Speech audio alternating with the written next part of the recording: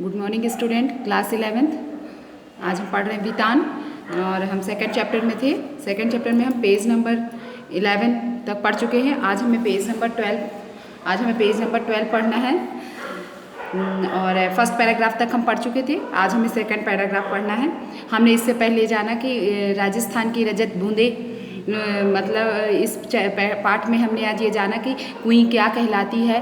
कुई जो है ऊपर से सकरी दिखाई देती है और नीचे से गहरी होती है, और जो है जो खोदने वाले चंपाई जी हैं वो वहाँ नीचे बैठे रहते हैं और उनके पैरों के पास मिट्टी आ जाती है, मलबा आ जाता है। तो मलबा आ जाने पर के बाद जो है उनको मलबा को उठाने के लिए ऊपर से बाल्टी फेंकी जाती है। उस बाल्टी में भर कर मलबे को उभर देते हैं और ऊपर से बाल्टी खींच ली जाती है। वो बाल्टी से कचरा कहीं गिर के उनके सिर में ना लगे, इसके लिए उन्होंने टोप पहन रखा है। और कुएं जो है वो कुएं से थोड़ा अलग होती है, उसमें भूमिगत जल जो है कुएं में नहीं रहता है और कुएं में भूमिगत जल से जुड़ा होता है, और वो ऊपर से सकरी भी दिखाई देती है। राजस्थान के लिए पानी जो है अमृत के समान है, क्योंकि वहाँ पर वर्षा कम होती है और जो वर्षा होती है रेती, वहाँ की पृथ्वी रेतीली होने की वजह से उन्हें मतलब पानी जो है वहाँ रुक नहीं पाता है। तो इस कारण जो है वहाँ कुई खोदी जाती है और बहुत ही गहरी जो है वो कुई होती है। चलिए अब आगे देखते हैं कि क्या बता रहे हैं। इस हिस्से में बरसी बूंद बूंद रेत में समाकर नमी में बदल जाती है। इस हिस्से में क्या होता है कि जो बूंद वर्षा की जो बूंद बूंद है वो रेत में समा जाती है और नमी में बदल जाती है। अब यहाँ कुई बन जाए तो उसका पेट, उसकी खाली जगह चारों तरफ रेत में समाई नमी को फिर से बूंदों में बदलती है। बूंद बूंद रिसती है और कुएं में पानी जमा होने लगता है। बूंद बूंद रिसती जाती है और कुएं में पानी जमा होने लगता है, और खारे पानी के सागर में अमृत जैसा मीठा पानी होता है। इस अमृत को पाने के लिए मरुभूमि के समाज ने खूब मंथन किया है। अपने अनुभवों को व्यवहार में उतारने का पूरा एक शास्त्र विकसित किया है। इस शास्त्र ने समाज के लिए उपलब्ध पानी को 3 रूपों में बांटा है। पहला रूप है, अंडरलाइन कर लीजिए, पहला रूप है पालर पानी, यानी सीधे बरसात से मिलने वाला पानी। यह धरातल पर बहता है और इसे नदी, तालाब आदि में रोका जाता है। यहाँ आदि शब्द में भी बहुत कुछ छिपा है, उसका पूरा विवरण आगे कहीं और मिलेगा। तो देखिए, पहला रूप है पालर पानी। इस पालर पानी किसे कहते हैं? यानी सीधे बरसात से मिलने वाला पानी। ये पानी क्या कहलाता है? बरसात से मिलने वाला पानी होता है। यह धरातल पर बहता है, पृथ्वी, धरातल मतलब पृथ्वी के नीचे बहता है और इसे नदी, तालाब आदि में रोका जाता है। इस पानी, जो पृथ्वी पर जो पानी बहता है, उस पानी को जो है पृथ्वी के तल पर जो पानी बहता है उसे नदी, तालाब आदि में रोका जाता है। और यहाँ आदि शब्द में भी बहुत कुछ छिपा है, उसका पूरा विवरण आगे कहीं और आपको मिलेगा। पानी का दूसरा रूप है पाताल पानी। अब ये पानी भूमिगत पानी कहलाता है। पाताल पानी मतलब जमीन के अंदर का पानी, और ये धरातल मतलब पृथ्वी के ऊपर का पानी। ठीक, पृथ्वी पर पानी जो है वो धरातल कहलाया, और पाताल पानी मतलब पाताल के अंदर का पानी जो है भूमिगत जल के अंदर, उसे भूमिगत जल भी कहते हैं। तो पाताल पानी कहलाता है। यह वही भूजल है जो कुओं में से निकाला जाता है। तो ये जो वो भूजल है जो कुओं में से निकाला जाता है। पालर पानी और पाताल पानी के बीच पानी का तीसरा रूप है रेजाड़ी पानी। तीसरा पानी क्या कहलाता है? रेजाड़ी पानी। पालर पानी और पाताल पानी के बीच पानी का तीसरा रूप है रेजाड़ी पानी। धरातल से नीचे उतरा लेकिन पाताल में ना मिल पाया। ये वह पानी है जो धरातल से नीचे तो उतरा लेकिन पाताल में नहीं मिल पाया, उसे रेजाड़ी पानी कहते हैं। वर्षा की मात्रा नापने में भी इंच या सेंटीमीटर नहीं बल्कि रेजा शब्द का उपयोग होता है। अंडरलाइन कीजिए, वर्षा की मात्रा नापने में भी इंच या सेंटीमीटर नहीं बल्कि रेजा शब्द का उपयोग होता है। और रेजा का माप धरातल पर हुई वर्षा को नहीं, धरातल में समाई वर्षा को नापता है। और ये जो रेजा का माप जो होता है, धरातल पर कितनी वर्षा हुई उसको नहीं नापता, बल्कि धरातल में समाई वर्षा को नापता है कि उसमें जो है धरातल में कितनी वर्षा जो है वो समाई है। मरुभूमि में पानी इतना गिरे कि 5 अंगुल भीतर समा जाए तो उस दिन की वर्षा को 5 अंगुल रेजो कहेंगे। रेजानी पानी खड़िया पट्टी के कारण पाताली पानी से अलग बना रहता है। ऐसी पट्टी के अभाव में रेजानी पानी धीरे धीरे नीचे जाकर पाताली पानी में मिलकर अपना विशिष्ट रूप खो देता है। यदि किसी जगह भूजल पाताल पानी खारा है तो रेजानी पानी भी उसमें मिलकर खारा हो जाता है। यदि किसी जगह भूजल पाताली पानी जो है वो अगर खारा है तो अगर रेजानी पानी भी उससे मिल जाएगा तो वो भी खारा हो जाएगा। इस विशिष्ट रेजानी पानी को समेट सकने वाली कुएं बनाना सचमुच एक विशिष्ट कला है। लेखक क्या कहते हैं, इस विशिष्ट रेजानी पानी को समेट सकने वाली कुएं बनाना सचमुच एक विशिष्ट पानी है। तो ये जो रेजानी पानी है वो उस पानी को, ये जो कुएं है वो समेट कर रखती है। 4-5 हाथ के व्यास की कुएं को 30 से 60-65 हाथ की गहराई तक उतारने वाले चेजारों कुशलता और सावधानी की पूरी ऊंचाई नापते हैं। चेंजो यानी चिनाई का श्रेष्ठतम काम कुएं का प्राण है। चेंजो यानी चिनाई का श्रेष्ठतम काम कुएं का प्राण है। इसमें थोड़ी सी भी चूक चेंजारों के प्राण ले सकती है। हर दिन थोड़ी थोड़ी खुदाई होती है और ढोल से मलबा निकाला जाता है और फिर आगे की खुदाई रोककर अब तक हो चुके काम की चिनाई की जाती है ताकि मिट्टी भसके धसे नहीं। मिट्टी भसके और धसे नहीं। 20-25 हाथ की गहराई तक जाते जाते गर्मी बढ़ती जाती है।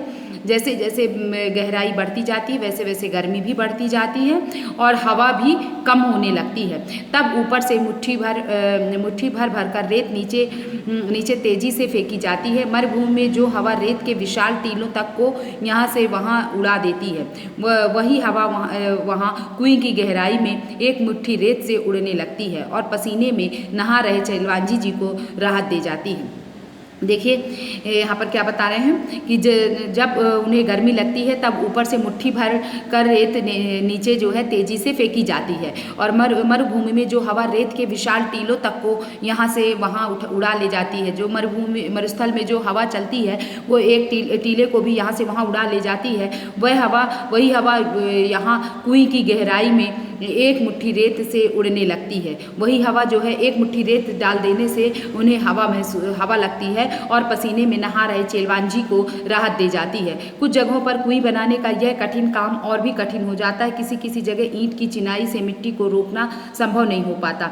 तब कुएं को रस्से से बांधा जाता है। तब कुएं को क्या कर दिया जाता है, रस्से से बांध दिया जाता है। पहले दिन कुएं खोदने के साथ साथ खीप नाम की घास का ढेर जमा कर लिया जाता है। अंडरलाइन कीजिए, पहले दिन कुएं खोदने के साथ साथ खीप नाम की घास का ढेर जमा कर लिया जाता है।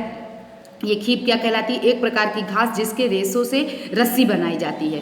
खीप वह है एक प्रकार की घास है जिसके रेशों से रस्सी बनाई जाती है। तो उसे क्या किया जाता है,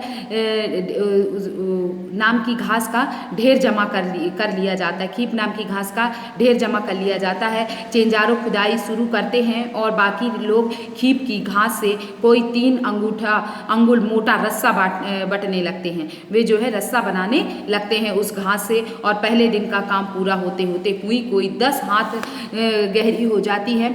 इसके मतलब पहले ही दिन में वह 10 हाथ गहरी हो जाती है और इसके तल पर दीवार के साथ सटा कर रस्से का पहला गोला बिछाया जाता है और फिर उसके ऊपर दूसरा, तीसरा, चौथा इस तरह ऊपर आते जाते हैं और खीप घास से बना खुरदुरा मोटा रस्सा हर घेरे पर अपना वजन डालता है और बटी हुई लड़ियाँ एक दूसरे में फंस कर मजबूती से एक के ऊपर एक बैठती जाती हैं। रस्से का आखिरी छोर ऊपर रहता है। अगले दिन फिर कुछ हाथ मिट्टी खोदी जाती है और रस्से की पहले दिन जमाई गई कुंडली दूसरे दिन खोदी गई जगह में सरका दी जाती है। ऊपर छूटी दीवार में अब नया रस्सा बांधा जाता है। रस्से की कुंडली को टिकाए रखने के लिए बीच बीच में कहीं कहीं चिनाई भी करते जाते हैं। लगभग 5 हाथ के व्यास की कुएं में रस्से की एक ही कुंडली का सिर्फ एक घेरा बनाने के लिए लगभग 15 हाथ लंबा रस्सा चाहिए। 1 हाथ की गहराई में रस्से के 8-10 लपेटे खप जाते हैं और इतने में ही रस्से की कुल लंबाई 150 हाथ हो जाती है। अब यदि 30 हाथ गहरी कुएं की मिट्टी को थापने के लिए रस्सा बांधना पड़े तो उस रस्से की लंबाई 4000 हाथ के आसपास बैठती है। नए लोगों को तो समझ में भी नहीं आएगा कि यहाँ कुएं खुद रही है कि रस्सा बन रहा है।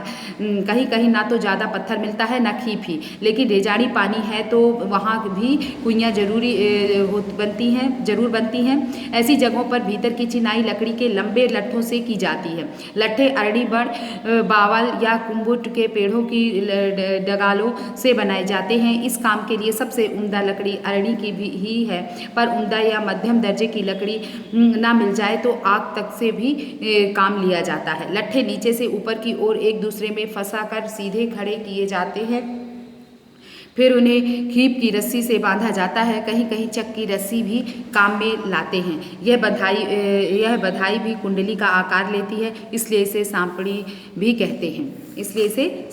कहते हैं।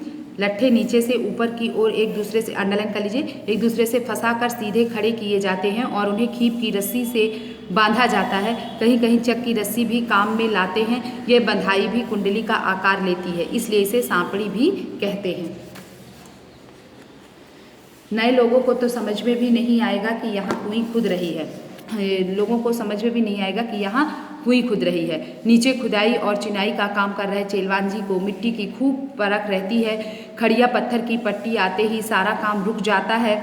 इस क्षण नीचे धार लग जाती है, चिंजारों ऊपर आ जाता है। वो चिंजारों जो है ऊपर आ जाते हैं। कुएं की सफलता यानी सजलता उत्सव का अवसर बन जाती है। यूँ तो पहले दिन से काम करने वालों का विशेष ध्यान रखना यहाँ की परंपरा रही है, पर काम पूरा होने पर तो विशेष भोज का आयोजन होता है और चेलवान जी को विदाई के समय तरह तरह की भेंट दी जाती है। चिंजारों के साथ गांव का यह संबंध उसी दिन नहीं टूट जाता है। आज प्रथा से उन्हें वर्ष भर से के तीज त्योहारों में विवाह जैसे मंगल अवसरों पर नेक भेंट दी जाती है। अंडरलाइन कर लीजिए। चेलवान जी को विदाई के समय तरह तरह की भेंट दी जाती है और चिंजारों के साथ गांव का यह संबंध उसी दिन नहीं टूट जाता है। आज प्रथा से उन्हें वर्ष भर के तीज त्योहारों में विवाह जैसे ये आज प्रथा क्या है? इस प्रथा के अंतर्गत कुएं खोदने वालों को वर्ष भर सम्मानित किया जाता है। विवाह जैसे मंगल अवसरों पर नेक भेंट दी जाती है और फसल आने पर खलिहान में उनके नाम से अनाज का एक अलग ढेर भी लगता था। अब सिर्फ मजदूरी देकर भी काम करवाने का रिवाज आ गया है। कई जगहों पर चिंजारों के बदले सामान्य गृहस्थ भी इस विशिष्ट कला में कुशल बन जाते थे। जैसलमेर के अनेक गांवों में पालीवाल ब्राह्मणों और मेघवालों के हाथों से 100-200 बरस पहले बनी पार या कुइयाँ आज भी बिना थके पानी जुटा रही हैं। कुएं का मुंह छोटा रखने के 3 बड़े कारण हैं। कुएं का अंडरलाइन कीजिए। कुएं का मुंह छोटा रखने के 3 बड़े कारण हैं। रेत में जमा नमी से पानी की बूंदें बहुत धीरे धीरे रिसती हैं। दिन भर में एक कुएं मुश्किल से इतना ही पानी जमा कर पाती है कि उससे 2-3 घड़े भर सकें। कुएं के तल पर पानी की मात्रा इतनी कम होती है कि यदि कुएं का व्यास बड़ा हो तो कम मात्रा का पानी ज़्यादा फैल जाएगा और तब उसे ऊपर निकालना संभव नहीं होगा। छोटे व्यास की कुएं में धीरे धीरे रिस कर आ रहा पानी 2-4 हाथ की ऊंचाई ले लेता है। कई जगहों पर कुएं से पानी निकालते समय छोटी बाल्टी के बदले छोटी चड़स का उपयोग भी इसी कारण से किया जाता है। धातु की बाल्टी पानी में आसानी से डूबती नहीं, पर मोटे कपड़े या चमड़े की चड़स के मुंह पर लोहे का वजनी कड़ा बंधा होता है। चड़स पानी से टकराता है और ऊपर का वजनी भाग नीचे के भाग पर गिरता है और इस तरह कम मात्रा के पानी में भी ठीक से डूब जाता है और भर जाने के बाद ऊपर उठते ही चड़स अपना पूरा आकार ले लेता है और इस तरह जो है उस कुएं से पानी निकाला जाता है। ठीक है, इतना आज के लिए इतना ही। आगे कल पढ़ेंगे। इतना समझ में आया?